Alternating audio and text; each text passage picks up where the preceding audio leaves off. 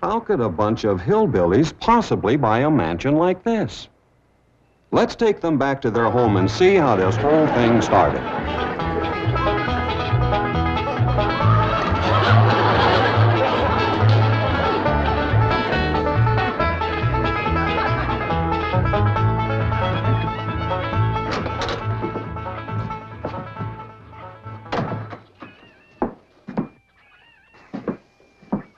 Jed, you gotta do something about that young'un of yourn.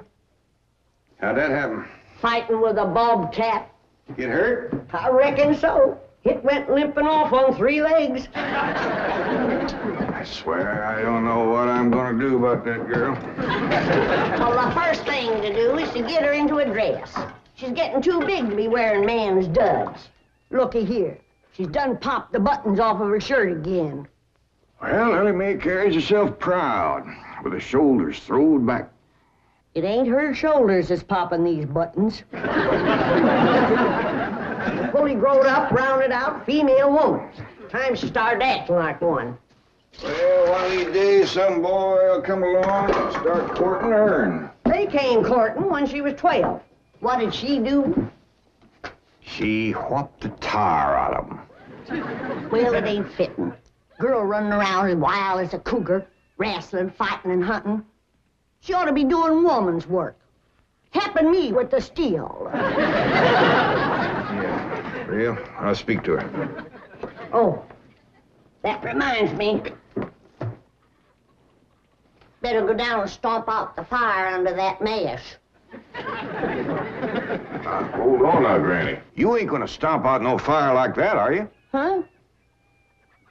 Oh, of course not. Don't want to burn my shoes. Pa?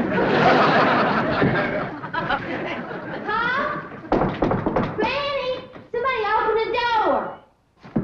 Howdy, Pa. What you got there? Stranger, Where'd you get him? I beat him with a rock. For? He was skulking around down by the slough. Figured he might be a revenuer. He ain't no revenuer. Then can I keep him? Of course not. Well, I caught him. Don't matter. Well, he won't be no trouble. I could keep him out in the smokehouse. Ellie Mae, you can't keep people like they were dogs and cats. Ooh, ooh, ooh, ow, ooh, that hurts.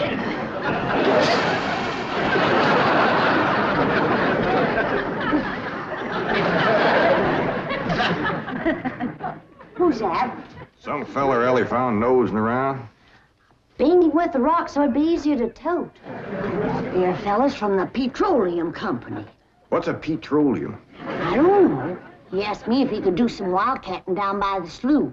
I said, help yourself. We're glad to get rid of the critters. What'd he say? Just kind of laughed. But the laugh's on him. There ain't no wildcats down there at that slough. No, it's too full of oil.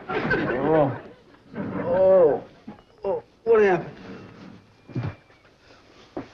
Where am I? This here's the Clampett place. I'm Jed Clampett, my young and Ellie Mae, and Granny. Granny says you've been doing some wildcatting. There's no need to. Mr. Clampett, that swamp of yours is full of oil. I could have told you that. Well, my company would like to pump it out. Yeah, I like that too, but I just can't afford to have it done. No, you don't understand. You see, you wouldn't have to pay for it. Oh, I don't take favors from strangers. No, Mr. Clampett, you see, you're a very rich man. How big a rock did you bean him with? No bigger than a hedge apple. Listen, I've got to call my office in Tulsa. Have you got a telephone? A what? A telephone? Or maybe one of your neighbors has one. It's well, down in this country, it's probably a box attached to the wall. And, you talk into it, and they can hear you in Tulsa. Maybe you better sit down for a spell. No, I haven't time. Listen, where's the nearest airfield? Airfield? You know, Granny, that's one of them there fields sets up in the air. Oh, never mind. I'll find it myself. Listen, now don't you sell that swamp till you hear from me. I'm flying to Tulsa. Now he thinks he's got wings.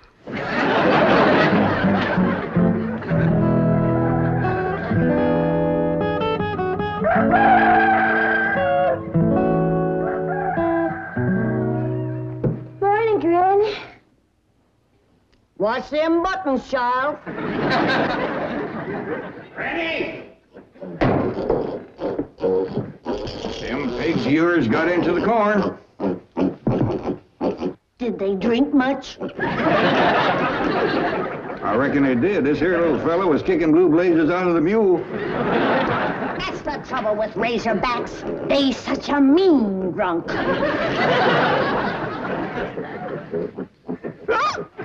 Yeah, this wouldn't happen if you'd stay in the house where you belong.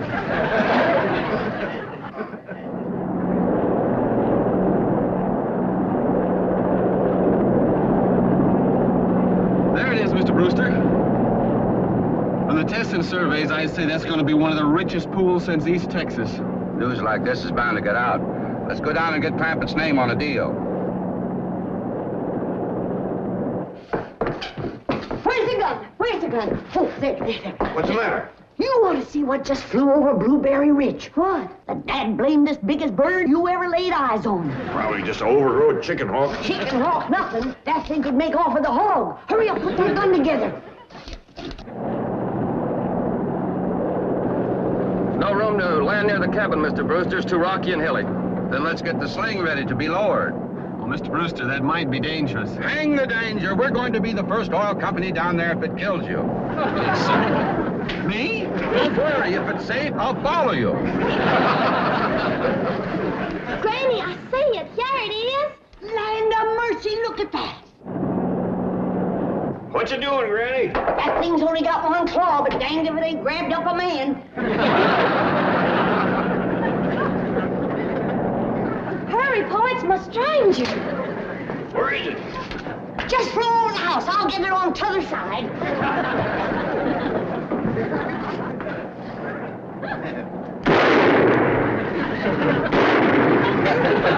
You kill it, Granny? No, but I made it drop that stranger.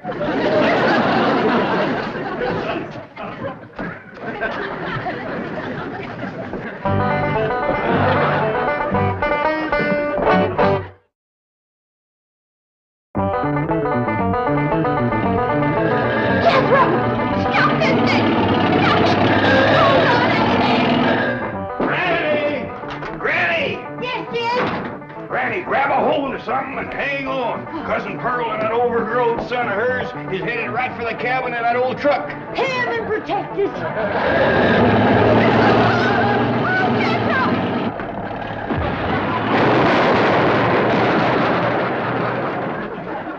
Did they hit us, Jed? No, but I think they sure want the chicken house. Oh, Jed, I'm sure sorry about the chicken house, but nobody got hurt. Jethro, I told you to get rid of them worn-out brakes.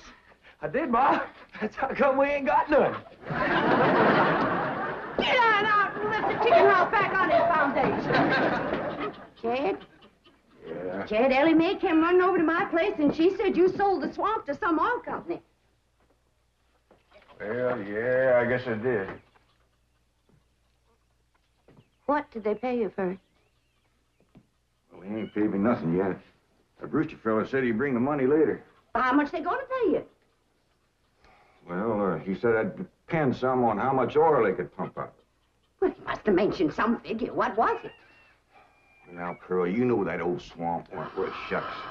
Jed Clampett, you got slickered and you're ashamed to admit it. That's just what I told you. Granny, how much they gonna pay him? All right, I'll tell you. He said it runs somewhere between 25 and 100. 25 and 100? I know it don't sound like much, but Mr. Brewster seemed to set great store by the fact he's going to pay me in some new kind of dollars. There ain't no new kind of dollars.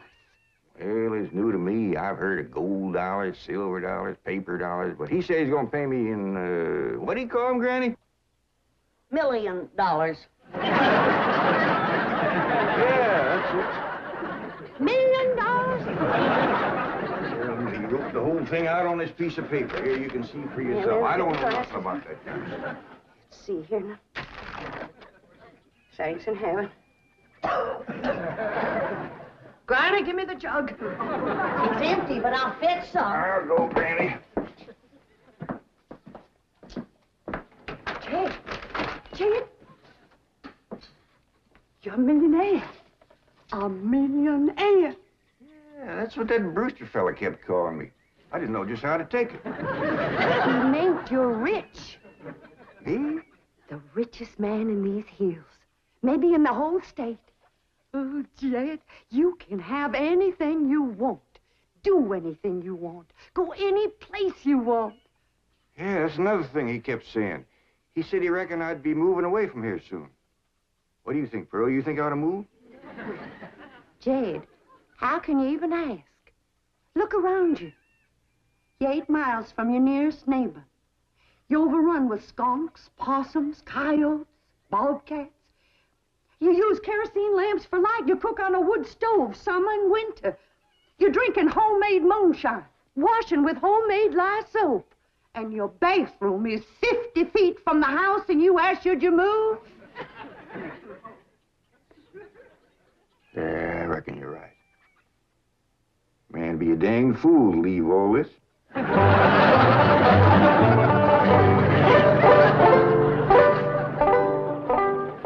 Oh, there you are, Jed. You misunderstood me.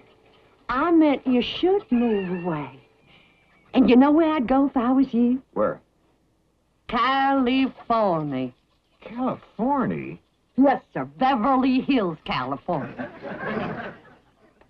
Jed, remember the time that your pa took us to Eureka Springs to see the movie picture? Yeah. Well, the actors that make them movie pictures live in Beverly Hills. Go on. Yes, sir. Well, doggies. Wouldn't that be something? Living in the same neck of the woods with old town me. It sure would. And we could come visit you. You know what else they say about California? What? It don't get cold out there. What don't get cold out there? Nothing don't get cold out there. They don't have no snow or no ice. Can't they bring some in? They don't want it. That's why'd be so good for Granny. Remember last winter when she slipped on the ice and broke her hip? Yeah, poor old woman. She was limping for 2 days. Well, that couldn't happen in California because they don't have no ice. How come? I don't know how come. But Granny'd sure like it, and we could visit you.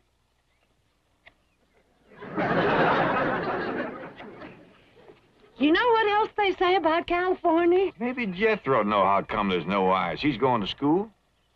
We could ask him. Jethro! Yeah, Ma. Come on over here. Speaking of school, Ellie Mae could get herself a fine education out there in Beverly Hills. Yeah, Ma? Your rich uncle's got a question he'd like to ask you. What rich uncle, Ma? Your rich Uncle Jade. Jethro? How come there's no ice in California? Don't look at me. I didn't take it. You big dumb. Well, I didn't, Ma. Oh, get out of here. Well, you always... I didn't mean I was saying, Jed, folks claim California's got it all beat. Why, things grow twice as big out there. Jethro would be a whopper, wouldn't he? He could help you move. He's awful handy at lifting and toting, and he could drive you out in my truck. I tell you what, Pearl. I'm gonna have to study on this. When that Brewster fella comes back, I'll ask him what he thinks. Well, your cousin is right about that, Mr. Clampett. Beverly Hills is a choice residential area, and lots of millionaires do settle there. Folks like me, huh? Well, millionaires. And movie stars, too. Oh, yes, yes. Is Tom Mix there? No, I'm afraid Mr. Mix is dead. Oh? Oh, yeah. What's the matter with me? Remember, Pearl, he got shot at the end of that picture. Well, there are plenty other movie stars, and that's where Jed wants to live. Ain't it, Jed? I do like the notion of living in the hills. Never could stand flat country. Mr. Clampett, I think it only fair. That is, well, I think you may have a wrong idea about Beverly Hills. Is that where you live? No, my home is in Tulsa. Well, say, maybe you could get us a place there in your neighborhood. Mr. Clampett, let's not beat around the bush. You will love Beverly Hills. Then that's it. Can you steer Jed onto a good place? No, I can get the bank out there to handle it for him. He'd like a nice big place with plenty of room for his kinfolk to visit him. I would like a nice, roomy place if I could afford it. Oh, Mr. Clampett, with your money, you can afford the Taj Mahal. Okay, I'll take it. Well, no, you see, I was just making a little joke. Oh, well, go right ahead. Well, you see, the Taj Mahal is in India.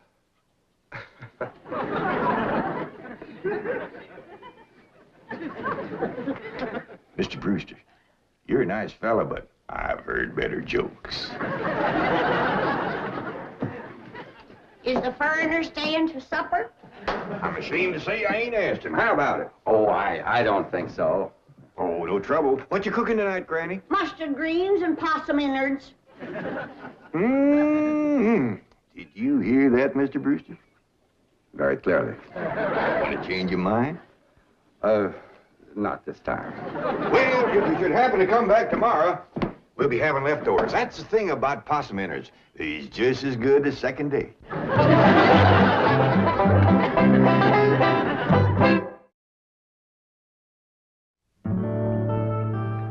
Ellie, if old Duke sits there with you, there ain't gonna be room for Granny.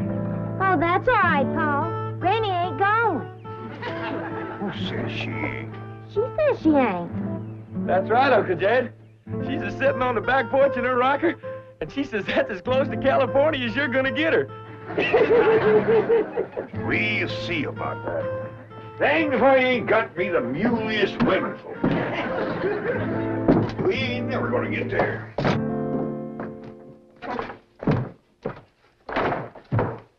Now, what's all this nonsense about you ain't going to California? Ain't no nonsense to it. If the good Lord had wanted me in California, he'd have put me in California. Maybe he's just getting around to it. The book says he moves in mysterious ways. Well, if he moves me, I'll go. But you and Big Jethro ain't a budging me. Granny, this here Beverly Hills sounds like the kind of place you'd like. That Brewster fella says they got smogs out there. What's a smog? Well, me and Jethro figured out that's a small hog. And you heard what Pearl said. It ain't got no snow out there. You could run your still the year round. Run it the year round here. Yeah, but walking down through the snow to the still always makes you feel so miserable.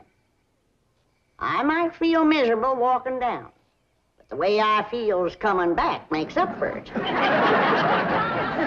damn it, Granny. We've been planning and talking about this trip for days. You never said you wouldn't go. Never said I wouldn't either. But that Brewster feller has bought us a house in them Beverly Hills. He sent our $25 million to the bank out there. Well, you just chase on out after it. I'm staying right here. And I ain't afeared neither. Granny, I ain't leaving you here alone. And I ain't a budging out of this rocker.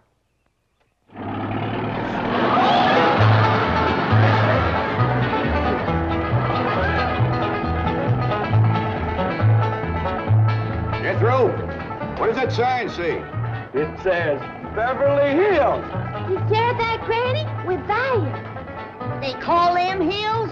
Why, we got moles that can push up higher ridges than that. Well, leastways, it's hills. We'll be among our kind of folks.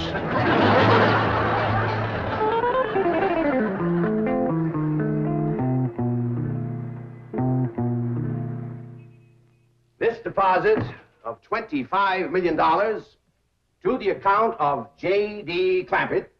J.D.? As in Rockefeller. Elevates us to third position in capital assets and assures our bank of... Come in. Oh, I'm sorry to interrupt, Mr. Drysdale. All right, Taylor. Well, are we all set to give the Clampetts a red carpet reception? Well, I'm afraid Mrs. Drysdale still isn't too happy, sir. Yes, I know. Oh, my wife is very upset that I got the estate next to ours for the Clampetts. Says I don't even know what kind of people they are. Do you?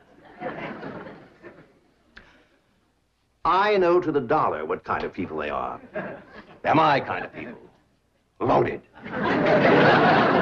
Taylor, have the gardeners got the grounds in order? Yes, sir. But I'm afraid that's another thing your wife is upset about. Oh? Well, you see, your gardeners have been working on their lawn all week. Why, they've mowed it, trimmed it, fed it, clipped it. I don't care if they lather it and shave it. This is the most beautiful mansion in Beverly Hills. I want every square inch of ground within those walls in apple pie... Oh. Yes? Oh, hello, Margaret.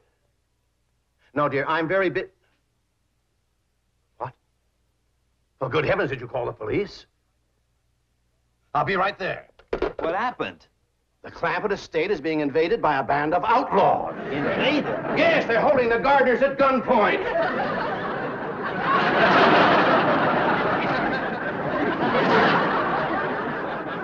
Sure is lucky we come along, we did. That's the truth. The way they were slipping through that gate, another 5 minutes and that whole darn prison would have been empty. Jethro, you sure that's a prison? Yeah, Uncle Jed. I seen pictures. Only thing is, how come there ain't no guards on them walls? Probably done them in with them knives and things. These killers, if I ever did see any. Fine neighborhood we's moving into. You hear that? Hot diggity, there's bobcats in these hills. I'm sorry. Somebody's calling the law. I reckon they's gonna be mighty grateful for what we done. Folks out here has got a strange way of showing they're grateful. You've locked up one of the richest men in the country. Mr. Clampett, I don't know how to apologize. I'm deeply humiliated. What have you cutthroats done with J.D. Clampett? I'm Jed Clampett, and I'd appreciate it if you let go of my Sunday shirt. You're J.D. Clampett, the oil millionaire? Yep, this here's my nephew, Jethro. Howdy. Quickly, man, unlock this cell. Mr. Clampett, on behalf of the entire city of Beverly Hills, I extend our deep and humble apologies for this unfortunate and embarrassing incident. Oh, I'm Milburn Drysdale, president of the Commerce Bank of Beverly Hills. My car is waiting to take you and your family to your new home. We want you to know how happy we are to have you, your handsome nephew, your lovely daughter, and your beautiful mother.